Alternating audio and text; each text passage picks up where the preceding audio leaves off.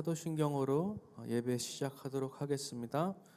전능하사 천지를 만드신 하나님 아버지를 내가 믿사오며 그 외아들 우리 주 예수 그리스도를 믿사오니 이는 성령으로 잉태하사 동정녀 마리아에게 나시고 본디오 빌라도에게 고난을 받으사 십자가에 못 박혀 죽으시고 장사한 지 사흘 만에 죽은 자 가운데서 다시 살아나시며 하늘에 오르사 전능하신 하나님 우편에 앉아 계시다가 저리로서 산자와 죽은 자를 심판하러 오시리라. 성령을 믿사오며 거룩한 공예와 성도가 서로 교통하는 것과 죄를 사하여 주시는 것과 몸이 다시 사는 것과 영원히 사는 것을 믿사옵나이다. 아멘. 우리 다 같이 새 찬송가 288장에 있는 예수를 나의 구주 삼고 찬양하고 말씀 듣도록 하겠습니다.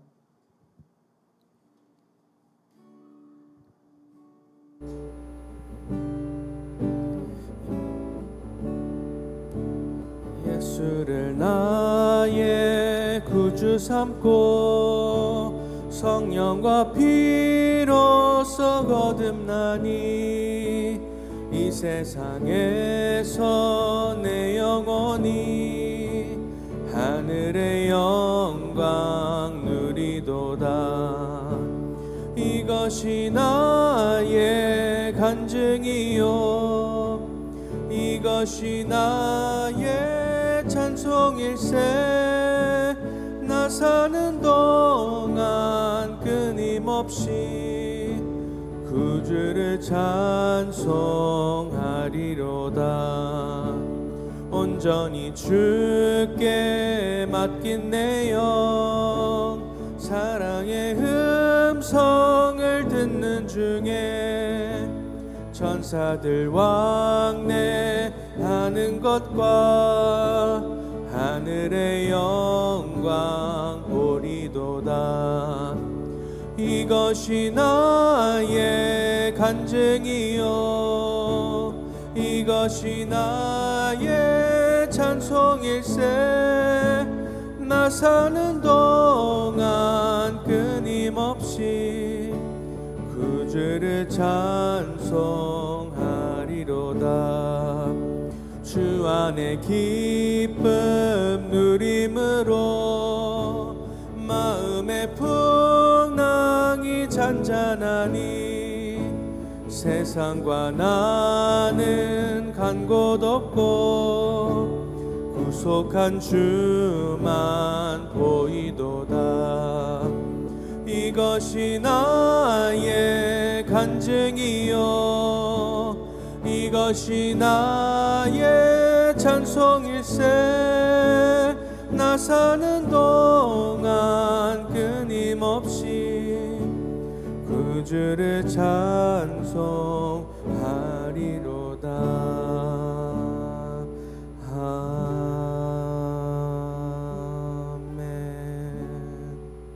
우리 다 같이 말씀을 놓고 또 말씀을 대언해 주실 김현덕 목사님을 놓고 기도드리는 시간 갖도록 하겠습니다. 다 같이 기도드리겠습니다.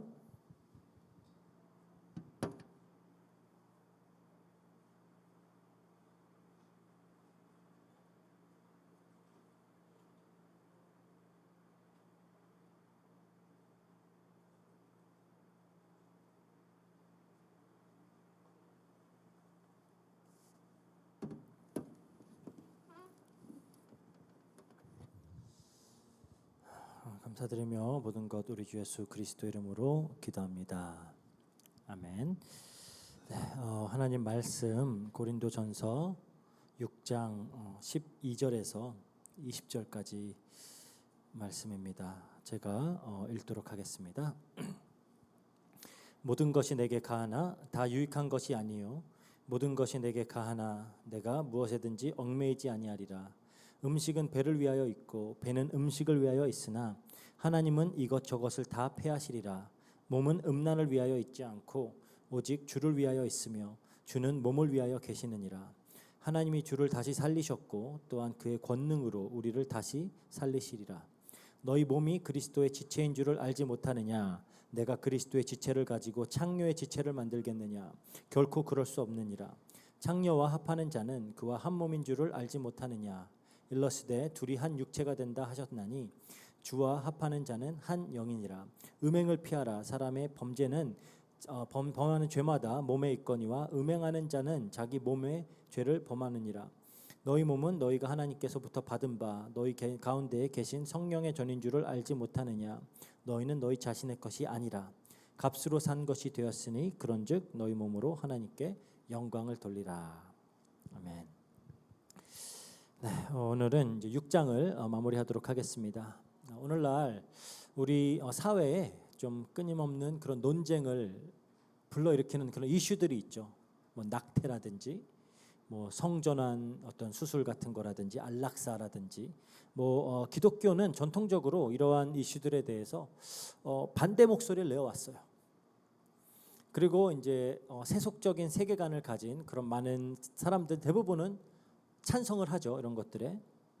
그래서 이 자리에서 뭐 제가 이 이슈들에 찬성하는 사람들을 뭐 비난하거나 뭐 정죄하고 싶은 마음은 조금도 없습니다.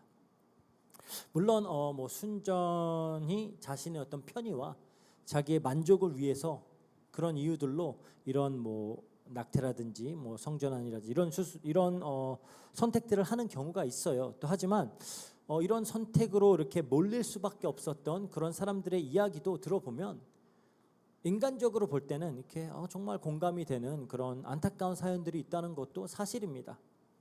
감당하기 뭐 어려운 그런 상황 속에서 막 다른 선택지가 보이지 않는 그런 어떤 막다른 그런 골목에서 이런 결정을 내리는 사람들도 있어요.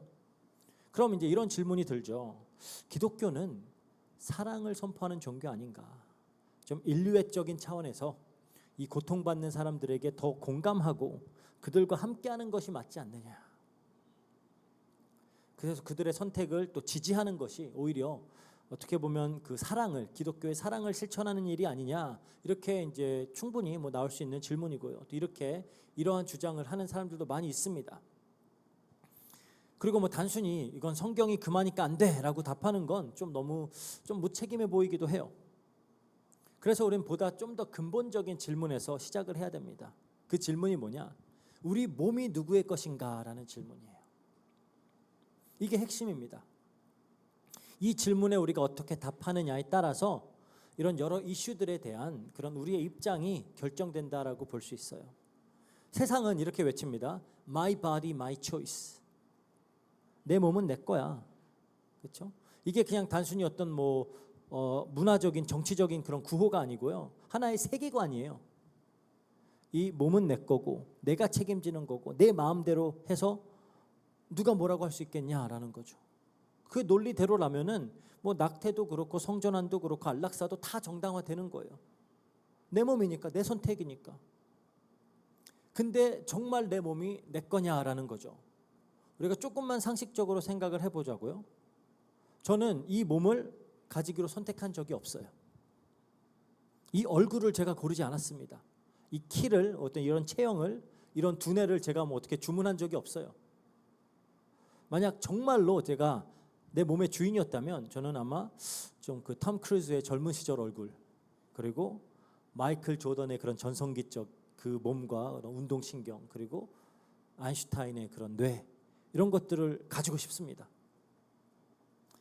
하지만 솔직히 뭐 우리 중에 그 누구도 자기 몸을 맘대로 선택하거나 통제하거나 할 수 없어요. 내가 뭐 원한다고 키가 더 크는 것도 아니고요. 내가 싫다고 노화가 멈추는 것도 아닙니다. 내가 선택하지 않은 이 몸을 가지고 지금 내가 살아가고 있어요. 그렇다면 이 사실 하나만으로도 내 몸은 내 것이다 라는 그 근거가 잃어버리는 거죠. 그 근거 자체가 약해지는 겁니다. 그러면은 이 몸은 누구의 것이냐라는 거죠. 내가 선택하지 않았다면 누군가가 만들었어요. 누군가가 명확한 목적을 가지고 이 몸을 설계했다라는 뜻이 됩니다. 그리고 만든 자가 있다면 그 만든 자가 이 몸에 대한 권리를 가지는 게 마땅해요. 굉장히 단순한 논리지만 이것 때문에 기독교인들이 이 세상의 많은 이슈들에 대해서 목소리를 내는 가장 근본적인 이유는 그겁니다. 내 몸은 내 것이 아니다. 그 신념. 나를 만드신 분이 계시고 그 분이 이 몸의 주인이시다. 그 고백이 어떻게 보면은 그 기독교인들의 입장에 어떤 뿌리가 되는 겁니다. 그러면 이 몸을 만드신 분이 누구냐? 그리고 그분은 우리 몸을 어떻게 보고 계시느냐, 그리고 그분은 이 몸으로 뭘 하기를 원하시느냐, 이런 것들이 이제 중요한 질문들이 되겠죠. 그리고 이 편지가 쓰여졌을 당시에 고린도에서도 비슷한 그런 일종의 슬로건, 구호가 이제 울려 퍼지고 있었는데요. 그게 오늘 12절에 나오는 그거예요. 모든 것이 내게 가하다. 모든 것이 내게 가하다. 이게 바울이 만든 말이 아닙니다. 당시 고린도 교인들이 자신들의 어떤 방종한 그런 삶을 정당화하기 위해서 사용했던 일종의 슬로건이에요.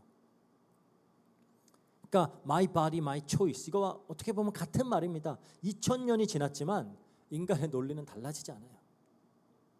바울은 그래서 본문에서 이제 이 슬로건을 그냥 뭐 도덕적으로 정지하는 데서 끝내지 않고요, 더 깊이 파고들어서 이 몸은 누구 것인지, 어디서 와서 무엇을 위해 주어졌는지, 이제 그걸 이야기하고 있는 거예요. 그래서 이제 흐름을 세 단계로 이제 진행을 할 텐데요. 첫 번째로 이 몸은 하나님이 만드셨다. 두 번째로 이 몸은 그리스도께서 사셨다. 세 번째로 이 몸은 성령이 거하시는 곳이다. 지금 이렇게 주장하면서 바울은 이제 논리를 진행을 하고 있어요. 그래서 결론은 이 몸으로 하나님께 영광을 돌리는 것이다. 그래서 이 어떻게 보면 이 진리를 근거로 오늘은 이제 우리 신앙생활에 대해서, 신앙생활은 우리가 몸으로 하는 거다, 우리의 손과 발을 움직여서 하는 것이다라는 사실을 좀 살펴보려고 합니다. 13절을 보겠습니다. 음식은 배를 위하고 배는 음식을 위하나 하나님이 이것저것 다 멸하시리라. 몸은 음란을 위하여 있지 않고 오직 주를 위하여 있으며 주는 몸을 위하여 계시느니라. 이것도 이제 바울이 다시 한번 좀 고린도인들이 당시에 사용하던 일종의 슬로건, 구호를 지금 인용하고 있는 거예요. 음식은 배를 위하고 배는 음식을 위한다. 당연한 소리죠. 사람이 배가 고프면 음식을 먹습니다. 배고플 때 음식을 먹으라고 배가 있는 거예요. 그러니까 배고플 때 뭔가를 먹는 것은 굉장히 자연스러운 그런 어떤 생물학적인 그런 기능이죠. 고린도인들은 그 같은 논리를 근거로 성적인 욕구도 그냥 자연적인 신체의 기능일 뿐이다라고 주장을 했어요. 먹고 싶을 때 우리가 먹는 것처럼 원할 때 그 욕구를 채우면 그만이다. 굉장히 어떻게 보면 또 현대적인 그런 논리로 들리죠. 오늘날에도 수많은 사람들이 이 논리를 가지고 그런 어떤 성적인 방종 이런 것들을 정당화합니다. 근데 이어서 바울이 이제 뭐라고 주장을 하죠? 하나님이 이것저것 다 멸하시리라. 이게 무슨 말일까요? 음식과 배, 이 관계는 영원한 게 아니다라는 거예요. 마지막 때 폐기될 것이다라는 겁니다. 먹고 마시는 기능, 이건 영원하지 않다라는 거예요. 하지만 우리 몸은 다르다라는 겁니다. 몸은 음란을 위하여 있지 않고 오직 주를 위하여 있으며 주는 몸을 위하여 계시느니라. 그러니까 이 몸과 주님의 관계는 음식과 배의 관계와는 근본적으로 다르다라는 거죠. 음식과 배가 서로를 위해서 존재하다가 함께 사라져 버리지만 몸과 이 주님의 관계는 영원하다라는 거예요. 그러니까 몸은 처음부터 주님을 위해서 만들어졌고 주님은 처음부터 이 몸을 위해서 일하신다라고 지금 이야기를 하는 겁니다. 그러니까 이 몸은 단순한 생물학적인 그런 도구가 아니라 하나님의 뜻을 이루기 위해서 존재하고 있다라는 거예요. 그 성경은 그럼 이 몸에 대해서 뭐라고 얘기하죠? 우리가 성경 처음으로 가보면은 창세기 2장 7절에 여호와 하나님이 땅에 흙으로 사람을 지으시고 생기를 그 코에 불어넣으시니 사람이 생명이 되니라 그러죠. 그러니까 하나님이 인간을 만드실 때 처음부터 몸을 가진 존재로 설계를 하셨어요. 흙으로 이렇게 빚으시고 직접 손으로 만드셨습니다. 하나님의 의도하신 대로 형체를 빚으셨어요. 그러니까 토기장이가 이렇게 진흙을 이렇게 빚듯이 그렇게 하나님이 우리의 몸을 직접 만져서 이렇게 만드셨다는 겁니다. 그러니까 하나님의 실수가 아니라는 거예요. 하나님의 작품입니다. 그리고 이렇게 모든 창조를 마치신 후에 하나님이 창세기 1장 31절에 보면 하나님이 지으신 그 모든 것을 보시니 보시기에 심히 좋았더라 그래요. 그러니까 하나님이 심히 좋았다라는 그 선언 안에는 우리의 몸도 포함이 되는 거예요. 그래서 시편 기자도 이렇게 이런 고백을 하죠. 시편 139편 14절에 내가 주께 감사하옴은 나를 지으심이 심히 기묘하심이라. 주께서 하시는 일이 기이함을 내 영혼이 잘 아는도다. 이 영어로는 표현이 좀 더 잘 돼 있어요. Fearfully and wonderfully made라 그래요. 그렇게 우리가 이 몸이 굉장히 기묘하게 지어졌다라는 겁니다. 우연이 아니라는 거예요. 우연으로 생겨난 게 아니에요. 하나님께서 치밀하게 설계를 하셨습니다. 근데 이런 질문이 생길 수도 있어요. 물론 하나님이 이 몸을 만드셨지. 하지만 언젠가 썩어 없어져 버릴 것 아닌가? 그렇죠? 그냥 이 몸이라는 건 우리 영혼이 잠시 머무는 그런 어떤 처소 같은 거 아닌가? 이게 어떻게 보면 헬라 철학, 특히 이제 플라톤이 가르쳤던 그 이원론입니다. 그리고 이제 이 이원론의 근거에서 영지주의라고 하는 그런 초기 기독교 이단이 생겨났어요. 이들은 이제 뭐라고 주장하냐? 영혼은 굉장히 고귀해요. 하지만 몸은 그 영혼이 그냥 갇혀 있는 감옥이다라고 생각을 했습니다. 이런 사상이 이제 고린도 교회 안으로 깊숙이 이렇게 침투를 했던 거예요. 지금도 기독교인들 중에는 어차피 이 몸은 없어져 버릴 거니까 이게 중요한 게 아니지라고 하는 생각, 그렇게 얘기를 하는 사람들이 많이 있습니다. 그래서 이 몸을 함부로 대하거나 반대로 이 몸이 하는 일은 영적인 것과 전혀 상관이 없기 때문에 몸으로 하는 일과 신앙이라는 것을 완전히 분리시키는 거예요. 영적인 활동과 육신의 활동을 완전 분리시키는 겁니다. 그래서 이렇게 어떻게 보면 몸을 경히 여기고 기도 같은 그런 영적인 활동에만 심취하면서 어떤 육신의 욕구를 극단적으로 억누르는 그런 금욕주의, 이런 것들도 생겨나요. 이 육신 이건 아무도 안 되니까 그저 어떤 육신의 욕구들을 다 짓눌러 버려. 그리고 오히려 그 반대로 어차피 썩어 없어질 몸인데 우리 영에 어떠한 영향도 주지 못하기 때문에 마음대로 살아도 돼. 몸은 우리의 영만 바른 곳을 바라보고 있으면 돼. 그래서 오히려 막 무절제하게 쾌락을 추구하는 그런 방탕한 그런 신앙생활, 그것도 여기에서 나오는 거예요. 이원론에서. 근데 성경은 이 이원론을 철저하게 거부합니다. 그 결정적인 근거가 바로 14절이에요. 여기서 그러죠. 하나님이 주를 다시 살리셨고 또한 그의 권능으로 우리를 다시 살리시리라. 예수님의 부활. 만약에 이 몸이 중요하지 않다면, 만약 이 몸은 그냥 나중에 버려질 껍데기에 불과하다면 왜 하나님은 이 몸을 다시 살리셨을까요? 그러니까 예수님의 부활은 영혼의 부활이 아닙니다. 몸도 부활하셨어요. 새로운 부활체를 입으셨죠. 막달라 마리아가 붙잡은 게 유령이 아니에요. 도마가 이렇게 손을 넣어서 만진 게 환상이 아닙니다. 그러니까 부활하신 또 예수님이 제자들과 함께 음식도 드셨고요. 누가복음 24장에 보면 그러죠. 구운 생선 한 토막 같이 잡수셨다 그래요. 부활하신 몸으로 음식도 드셨어요. 이게 무슨 말이냐? 몸은 구원의 대상이라는 겁니다. 구원이 완성될 때 폐기되는 게 아니에요. 지금 예수님은 어떤 형태로 계실까요? 하나님의 우편에 부활체를 가지고 올라가셨잖아요. 그렇죠? 그러니까 몸의 부활은 하나님이 이 몸을 얼마나 귀하게 여기시는지를 굉장히 강력하게 어떻게 보면 선언하고 있다라고 볼 수 있어요. 우리가 이건 고린도전서 이제 15장에 가서 더 깊이 다루게 될 겁니다. 그러니까 부활 없이는 복음도 없습니다. 그리고 그 부활은 몸의 부활이에요. 몸의 부활.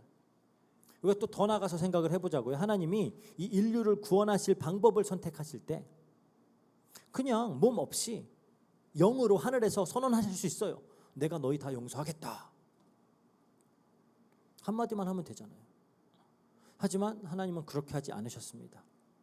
요한복음 1장 14절에 그러죠. 말씀이 육신이 되어 우리 가운데 거하심에 우리가 그의 영광을 보니 아버지의 독생자의 영광이요 은혜와 진리가 충만하더라. 말씀이 육신이 되셨다 그래요. 하나님이 몸을 입으신 거예요. 이게 성육신이라 그러죠. 우리처럼 손과 발이 있었어요. 배도 고프셨고요. 피곤했고요. 때론 눈물도 흘리셨어요. 그 몸으로 갈릴리를 걸어 다니시고 그 손으로 나병 환자도 고치시고 그 발로 겟세마네 걸어 들어가시고 그 몸으로 십자가에 달리신 겁니다. 그러니까 하나님이 우리의 구원을 이루신 방법도 몸이에요. 왜냐? 하나님이 그만큼 이 몸을 중요하게 여기신다라는 겁니다. 그러니까 이 몸을 통해 이루어진 구원, 이게 그 구원을 이루신 방법인데 그 인간 전체의 구원이 다 여기에 담겨 있어요. 그러니까 성육신은 몸은 중요하지 않다라는 그런 이원론적인 생각에 대한 굉장히 강력한 반박이 되는 겁니다. 그렇다면 이제 성경은 처음부터 끝까지 뭘 말하냐? 하나님이 우리 몸을 만드셨다. 몸을 입고 구원을 이루셨고 그 몸으로 다시 살아나셨고 다시 몸으로 우리를 살리실 것이다. 우리를 부활, 그렇죠? 우리도 새로운 육신이 주어져서 부활하죠. 그러니까 성경 전체가 이 몸을 굉장히 귀하게 다루고 있어요. 그러니까 어떤 영적인 것과 육신적인 것, 이것을 분리해서 생각하는 게 성경적이지 않다라는 겁니다. 기도하고 말씀 묵상하고 하는 것은, 예배드리고 하는 건 영적인 거고, 그냥 먹고 일하고 움직이는 것은 세속적인 것이다. 이런 이분법은 이게 성경적인 게 아니다라는 거예요. 그래서 로마서 12장 1절에 바울이 그러죠. 그러므로 형제들아, 내가 하나님의 모든 자비하심으로 너희를 권하노니 너희 몸을 하나님이 기뻐하시는 거룩한 산 제물로 드리라. 이는 너희가 드릴 영적 예배니라. 몸을 드리는 게 예배래요. 신앙생활은 처음부터 끝까지 몸으로 하는 겁니다. 그리고 이제 바울은 더 나아가서 이제 몸에 대해서 더 이렇게 놀라운 말들을 하는데요. 15절로 넘어갑니다. 이렇게 말해요. 너희 몸이 그리스도의 지체인 줄을 알지 못하느냐? 내가 그리스도의 지체를 가지고 창녀의 지체를 만들겠느냐? 결코 그럴 수 없느니라. 그러니까 지금 너희 몸이 그리스도의 지체인 줄 알지 못하느냐? 이게 어떤 뭐 비유적인 얘기를 하는 게 아니에요. 이제 12장에 가면은 더 이제 깊이 이 부분을 다루겠는데 이게 이제 어떻게 보면 우리 교회론의 핵심입니다. 그러니까 세례를 통해서 성도는 그리스도의 몸에 이제 실제로 연합이 된다라는 거예요. 그러니까 그리스도의 지체가 되는 겁니다. 그럼 이 연합이 뭘 의미하냐? 내 몸이 그리스도의 지체라면 이미 내 몸은 나만의 것이 아니라는 거죠. 그러니까 내 팔이 내 몸에 붙어 있듯이 이제 성도의 몸은 그리스도에게 붙어 있다라는 거예요. 그러니까 그리스도와 내가 한 몸이라는 겁니다. 근데 바울이 왜 갑자기 이런 얘기를 하냐? 당시에 고린도에서는 그런 그 신전 창기라고 하죠. 신전에서 일하는 그런 창녀들, 그들과의 어떤 성적인 결합, 이게 굉장히 흔한 일이었어요. 이게 항구 도시다 보니까 많은 사람들이 이 지역으로 옵니다. 보통 그런 데는 이제 조금 더 이렇게 성적인 방종의 문화가 이제 생겨나게 되죠. 그리고 또 고린도에는 가장 유명한 그 아프로디테 신전이 있어요. 거기에는 수천 명의 그런 신전 창기들이 있었다. 그렇게 이제 기록이 되어 있어요. 그래서 그들과 어떤 성적인 그 관계를 맺는 그게 일종의 종교 행사예요. 그러다 보니까 굉장히 성적 방종이 문화화되어 있던 겁니다. 그래서 이제 고린도 교인들이 모든 것은 내게 가하다, 그런 슬로건을 가지고 이런 것들은 아무 문제가 되지 않는다라고 얘기를 했던 거예요. 근데 바울이 이제 문제 제기를 하는 겁니다. 어떻게 그리스도의 지체를 가지고 창녀의 지체를 만들겠느냐? 결코 그럴 수 없다. 이게 하나의 그냥 개인적인 도덕적인 문제가 아니고 그리스도를 어디로 데려가느냐의 문제라는 거예요. 그리스도와 연합된 몸이 그런 음란한 성적 연합의 그런 현장으로 들어가는 것은 그리스도를 그 자리로 함께 데리고 가는 것과 같다라는 겁니다. 굉장히 어떻게 보면 충격적인 그림이죠. 상상을 해보면. 그리고 이어서 이제 16절에 이렇게 얘기합니다. 창녀와 합하는 자는 그와 한 몸인 줄을 알지 못하느냐? 일러스되 둘이 한 육체가 된다 하셨나니. 지금 이제 바울이 창세기 2장 24절을 인용하고 있는 거예요. 거기에 그러죠. 이러므로 남자가 부모를 떠나 그의 아내와 합하여 둘이 한 몸을 이룰지니라. 이게 이제 하나님이 하와를 아담에게 이렇게 이끌어 오시면서 선언하셨던 어떤 창조 질서죠. 결혼 제도를 지금 설명하는 말씀인데, 그런데 바울이 왜 이 결혼의 언어를 가지고 창녀와의 어떤 결합, 여기다 적용을 하고 있냐? 이 성적 결합이라는 게 단순히 어떤 신체적인 행위가 아니라 존재와 하나의 존재가 하나로 연합되는 사건이라는 거예요. 하나님은 그렇게 설계를 하셨다라는 겁니다. 처음부터 몸을. 그래서 성적 결합 안에는 둘이 한 육체가 된다라는 그런 언약적인 의미가 담겨 있어요. 그래서 이 혼인의 테두리 밖에서 이루어지는 성적 그런 행위들, 그걸 기독교에서는 계속 반대해 오는 겁니다. 왜냐하면 그것이 언약적인 의미를 파괴하고 왜곡하는 그런 행위가 되기 때문이에요. 그래서 구약 성경에서도 이 원리가 계속 반복적으로 보여집니다. 하나님이 이스라엘과의 언약 관계를 혼인 언약으로 그렇게 항상 묘사를 해요. 호세아서 보면 2장 19절 20절에 하나님이 그럽니다. 내가 내게 장가들어 영원히 살되 공의와 정의와 은총과 긍휼이 여김으로 내게 장가들며 진실함으로 내게 장가들리니 내가 여호와를 알리라. 계속 장가들겠다 그러죠. 하나님이 이스라엘에게 장가들겠다라는 거예요. 그러니까 이스라엘이 다른 신을 섬길 때 선지자들은 그게 그냥 우상 숭배라고만 부르지 않고 그걸 영적인 간음이라고 하는 겁니다. 그리고 이제 에스겔서 16장을 보면은 이스라엘의 우상 숭배를 남편을 배신한 그런 아내의 음행으로 그렇게 묘사를 해요. 사실 호세아서 전체가 다 그 이야기를 하고 있는 거죠. 그러니까 하나님과의 언약을 깨고 다른 신에게 가는 걸 간음이라고 성경은 계속 불러요.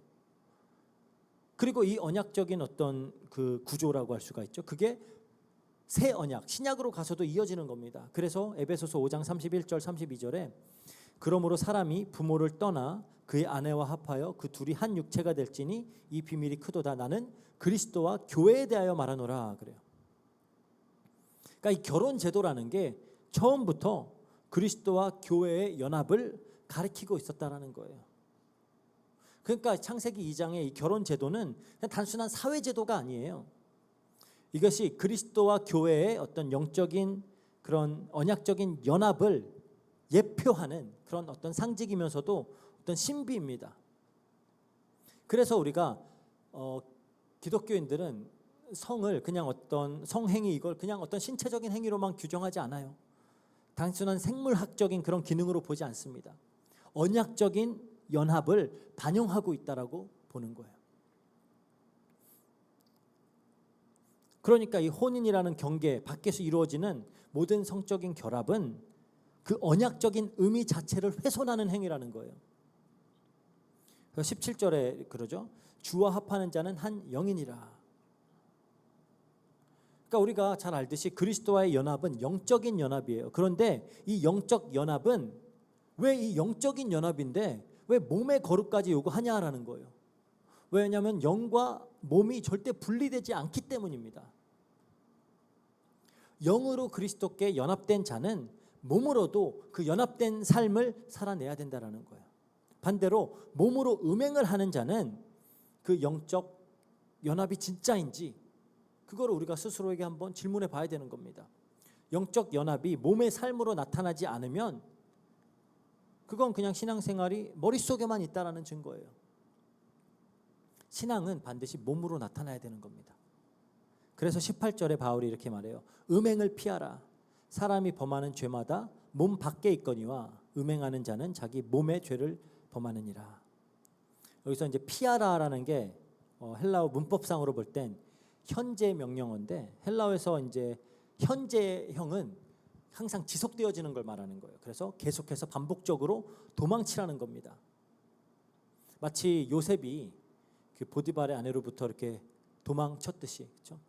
요셉이 그때 그 자리에서 기도하면서 버텼나요? 막 떠나버렸어요, 그렇죠? 자기 발을 움직여서 몸을 이끌고 나가는 겁니다. 신앙생활은 이렇게 몸으로 하는 거예요. 영적인 결단으로만 하는 게 아닙니다.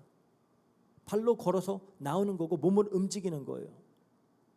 그러니까 우리가 본문을 보면 이런 질문이 들 수 있어요. 왜 유독 음행만 자기 몸의 죄를 범하는 것이다 라고 하냐. 술 취하는 것도 마찬가지고 탐심도 그렇고 다 몸에 영향을 미치지 않냐. 그런데 다시 한번 이 음행이 다른 죄들과 달리 음행은 어떤 몸의 연합이 가지고 있는 그런 언약적인 의미를 왜곡하고 무너뜨리는 것이기 때문에 말하는 겁니다. 왜냐하면 하나님은 성도들에게 이 몸의 연합을 통해서 알리고자 하시는 굉장히 분명한 메시지가 있으세요. 만드신 분이 그렇게 정하셨으면 그렇게 해야 되는 겁니다. 그래서 성도의 몸은 내 것이니까 내 맘대로 해도 되는 게 아니에요. 그리스도의 피로 맺어진 언약 안에서 우리는 이제 그분의 지체가 된 몸입니다. 그리스도의 지체, 즉 그리스도의 몸이에요. 그래서 우리는 우리 몸을 맘대로 사용해서는 안 돼요.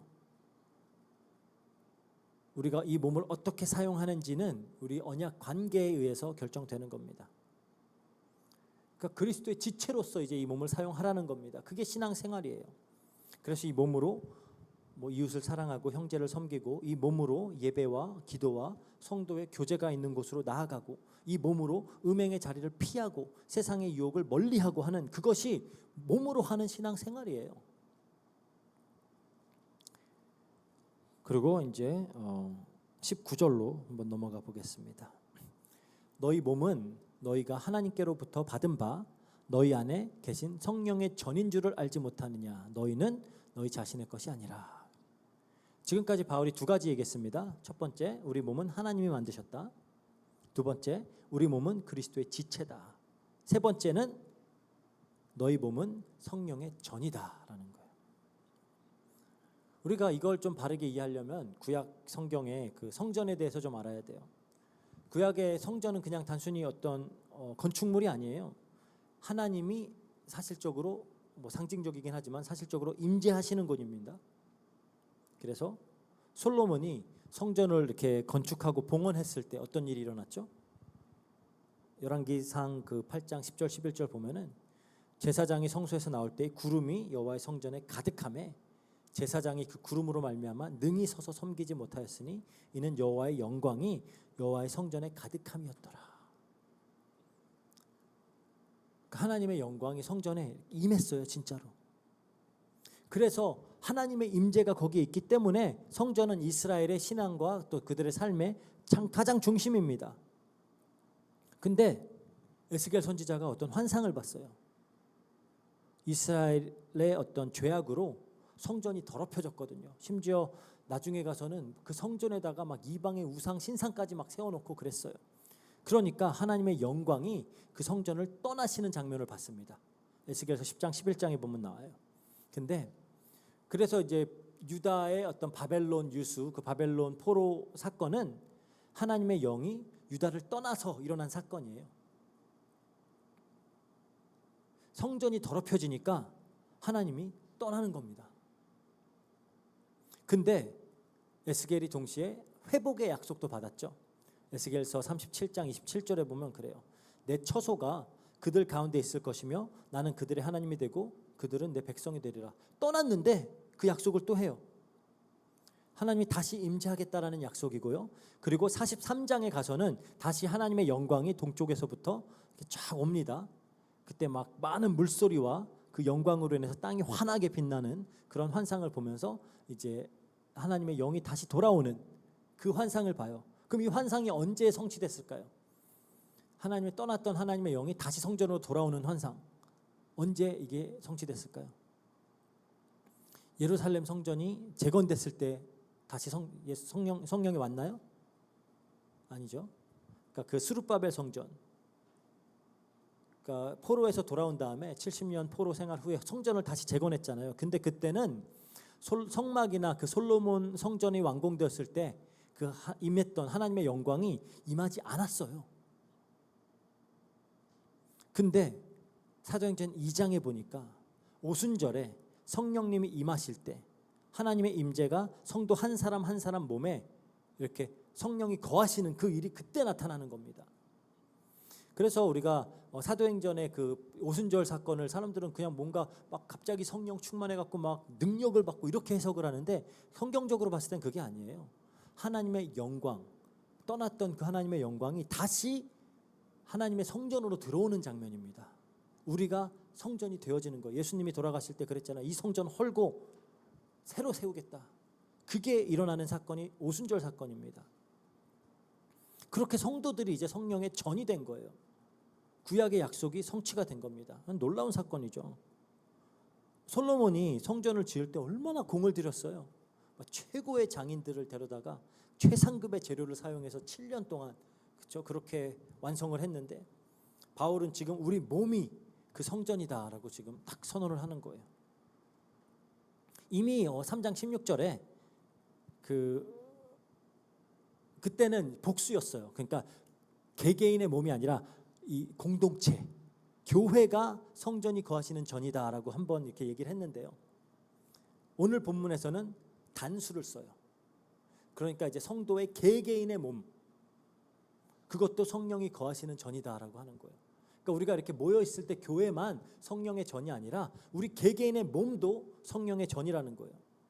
그 말은 우리가 예배당을 떠나서 각자의 집으로, 각자의 직장으로, 학교에 돌아가서 있을 때 그때도 우리가 가는 곳마다 그 성전이 움직이고 있다는 겁니다. 왜? 성령이 우리 안에 거하고 계시기 때문에. 그래서 20절에 그러죠. 값으로 산 것이 되었으니 그런즉 너희 몸은 너희 몸으로 하나님께 영광을 돌리라. 그러니까 우리 몸이 우리 게 아니라는 거예요. 약간 이렇게 노예 시장의 그런 언어입니다. 값으로 샀다. 근데 더 깊이 들어가 보면 그 근거는 출애굽 사건에 있어요. 신명기 7장 8절에 여호와께서 다만 너희를 사랑하심으로 말미암아 또는 너희의 조상에게 하신 맹세를 지키려 하심으로 말미암아 자기의 강한 손으로 너희를 인도하여 내시며 너희를 종되었던 집에서 애굽 왕 바로의 손에서 속량했다. 그러니까 속량했다라는 말이 값을 치르고 샀다라는 말입니다.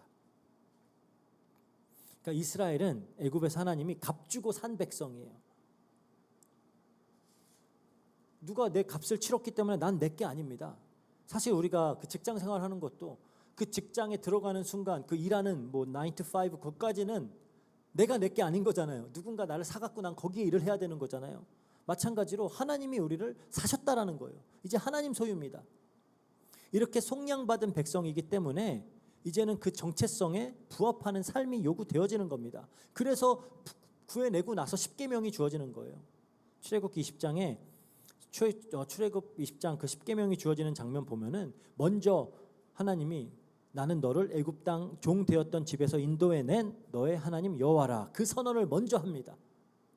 그리고 나서 살인하지 말아라, 가늠하지 말아라 막 명령이 이제 떨어지는 거예요. 먼저 값을 사고 치렀기 때문에 사셨기 때문에 이제 하나님께 소유된 그런 삶으로 하나님께 드리라라는 거예요. 그리고 그 값은 뭐죠? 우리가 잘 알듯이 예수 그리스도의 피입니다. 베드로전서 1장 18절 19절에 그러죠. 너희가 알거니와 너희 조상이 물려준 헛된 행실에서 대속함을 받은 것은 은이나 금같이 없어질 것으로 된 것이 아니요 오직 흠없고 점없는 어린 양 같은 그리스도의 보배로운 피로 된 것이니라. 그러면 과연 우리가 my body, my choice라고 할 수 있겠냐고요. 그래서 바울의 결론은 뭐냐? 그런즉 너희 몸으로 하나님께 영광을 돌리라예요. 너희 영으로, 너희 마음으로, 너희의 말로 이렇게 말하지 않습니다. 물론 우리의 마음과 생각과 말 다 하나님께 영광을 돌려야 되겠지만 뭐라고 하냐? 너희 몸으로 해라 그래요. 우리가 말로는 하나님께 영광 잘 돌리잖아요. 마음으로 생각으로는 잘합니다. 근데 몸으로 하라는 거예요. 이게 오늘 본문 전체의 결론이에요. 이 몸이 성령의 전이기 때문에 값으로 사신받은 것이기 때문에 이 몸 자체가 하나님께 영광을 돌리는 도구가 되어야 된다라는 겁니다. 그럼 그게 구체적으로 무슨 말이냐? 우리가 앞서 계속 다뤘던 말씀들을 보자고요. 억울하게 당했을 때 내 형제를 법정에 세우는 대신에 차라리 손해를 감수하는 거, 그게 몸으로 영광을 돌리는 거예요. 씻음받고 거룩함과 의롭다 하심을 받은 그 자로서 그 정체성에 걸맞는 그런 삶을 살아가면서 그렇게 몸을 사용하는 거, 그게 몸으로 영광을 돌리는 거라는 겁니다. 그러니까 일찍 잠자리에서 이렇게 몸을 일으켜서 말씀 앞에 나와서 앉는 거, 주일 아침에 다 늦잠 자고 싶잖아요. 하지만 예배 자리에 이 몸을 이끌고 나오는 거, 혹은 도움이 필요한 그런 지체를 향해서 우리가 몸을 움직여서 섬기고 돕는 거, 우리가 의도적으로 그런 음행의 자리를 피하는 거, 그게 다 몸으로 영광을 돌리는 그런 거예요. 그러니까 신앙생활은 추상적인 게 아닙니다. 굉장히 실제적이고 또 실천적인 거예요. 우리가 우리의 눈과 귀를 어떻게 통제하고 우리의 손과 발을 어떻게 움직이고 그게 다 신앙생활이라는 거예요. 그래서 바울이 그러는 겁니다. 너희 몸을 하나님이 기뻐하시는 거룩한 산 제물로 드리라. 이는 너희가 드릴 영적 예배다. 그러니까 몸을 드리는 게 영적 예배예요. 구약 제사는 짐승을 죽여서 제단 위에 올렸잖아요. 하지만 이제 새 제사는 산제물이에요. 산제물. 살아있는 채로 드리는 겁니다. 살아있는 이 몸으로 우리 매일의 삶 속에서 이 몸이 어디로 향하는지, 이 몸을 어떻게 사용하는지 그걸로 우리가 하나님께 영광을 돌리는 거예요. 그걸 보고 영적 예배다라고 성경은 얘기하고 있습니다.